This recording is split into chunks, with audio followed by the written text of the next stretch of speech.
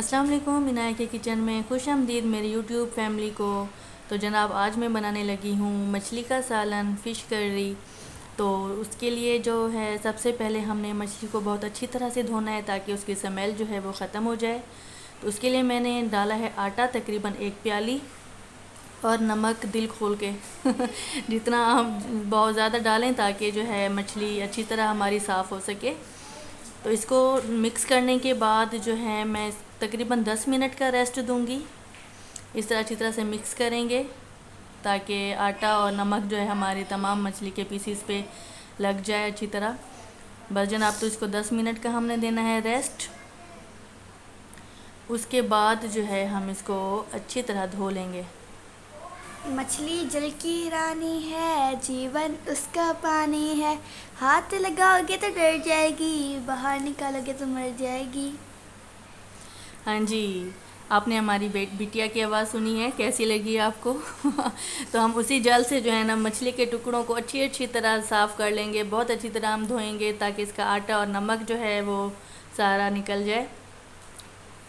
लीजिए जनाब, हमारी मछली जो है बहुत अच्छे से साफ़ हो चुकी है। अब इसको मैं छन्नी में रखूँगी ताकि इसका एक्स्ट्रा पानी जो है वो सारा निकल जाए तकरीबन 5-10 मिनट तक। उसके साथ साथ ही मैंने इस पर जो है थोड़ा सा लहसुन डाल दिया, लहसुन लगा के रख दिया रेस्ट करने के लिए ताकि लहसुन का जो है टेस्ट वो भी हमारी मछली के पीसीज में आ जाए। दूसरी तरफ मैंने ऑयल रख दिया गरम करने के लिए और जो है मछली के पीसेस फ्राई करने के लिए डाल दिए। हम इसको ज़्यादा नहीं पकाएंगे, बस इसका कलर चेंज होने तक हम इसको फ्राई करेंगे और साथ ही साथ हम इनको निकालते जाएंगे। ये हमने इसका कलर ऐसे रखना है वाइट। हम ज़्यादा पकाएंगे तो ये ब्राउन हो जाएगा और वो फ्राई फ़िश की तरफ चला जाएगा। तो हमने वो वाला टेस्ट नहीं लाना, बस हल्का सा हम इसको फ्राई करेंगे, फिर हम इसको सारी फ़िश को निकाल देंगे। इसी तरह हम सारी फ़िश को फ्राई कर लेंगे और जो है जब ये फ्राई हो जाएंगे तो मैं इसके ऊपर लेमन लगा दूंगी। लेमन दिल खोल के लगाइएगा, इससे हमारी जो है फ़िश की बोटियाँ पीसेस जो हैं वो टूटते नहीं हैं जब हम सालन बनाएंगे। तो लेमन से हमारे सालन में बहुत ही अच्छा टेस्ट आता है, हमारी जो है फ़िश की स्मेल भी ख़त्म हो जाती है जनाब। तो एक एक करके मैंने तमाम मछली को फ्राई कर लिया है, आप भी ऐसा ही कीजिएगा। इंशाल्लाह आपको मेरी ये रेसिपी बहुत पसंद आएगी। एक दफ़ा ट्राई ज़रूर कीजिएगा और मुझे कमेंट बॉक्स में मैसेज कीजिएगा। तो जनाब, दूसरी तरफ मैंने प्याज ब्राउन होने के लिए रख दिया है और साथ जब तक प्याज होती है तब तक मैं तकरीबन 4 अदद टमाटर ग्राइंड कर लेती हूँ। हमारी प्याज भी ब्राउन हो चुकी है तो उसी जग में मैंने जिसमें टमाटर ग्राइंड किए थे प्याज ब्राउन की भी उसमें डाल दिए और 1 कप मैंने दही और प्याज दोनों एक साथ ग्राइंड कर लिए हैं। तो लीजिए जनाब, अच्छे से इसका पेस्ट हमने बनाना है। अब हमने उसी पैन में जिसमें हमने प्याज ब्राउन की है अदरक लहसुन का पेस्ट डालेंगे। तकरीबन 1-2 मिनट के लिए इसको फ्राई करेंगे। अच्छी तरह इसकी खुशबू आने लगेगी तो हम जो है इसमें बाकी के स्पाइसेस और टमाटर और प्याज वगैरह ऐड करेंगे। तो अच्छी तरह इसकी भुनाई हो चुकी है जनाब। तो मैंने अब इसमें डालने हैं टमाटर, बहुत अच्छी तरह ग्राइंड किए हुए टमाटो पेस्ट, वो मैंने डाल दिया। अब इसकी मैं तकरीबन 2 मिनट तक भुनाई करूँगी। ऑयल ऊपर आ जाएगा तो फिर मैं इसमें मसाले डालूँगी। नमक, मिर्च, हल्दी, खुश्क धनिया 1-1 चम्मच वो मैंने ऐड कर दिया, साथ ही में हरी मिर्च भी ऐड कर दी। अच्छी तरह भुनाई करने के बाद इसमें मैं ऐड करूँगी मछली मसाला। आप किसी भी ब्रांड का यूज़ कर सकते हैं, मैंने भी डाल दिया। उसके बाद इसकी अच्छी तरह भुनाई करेंगे और जनाब जब इसकी भुनाई हो जाएगी तो मैं इसमें डालूँगी प्याज और दही जो हमने ग्राइंड की थी वो। अब इसकी हम अच्छी तरह भुनाई करेंगे।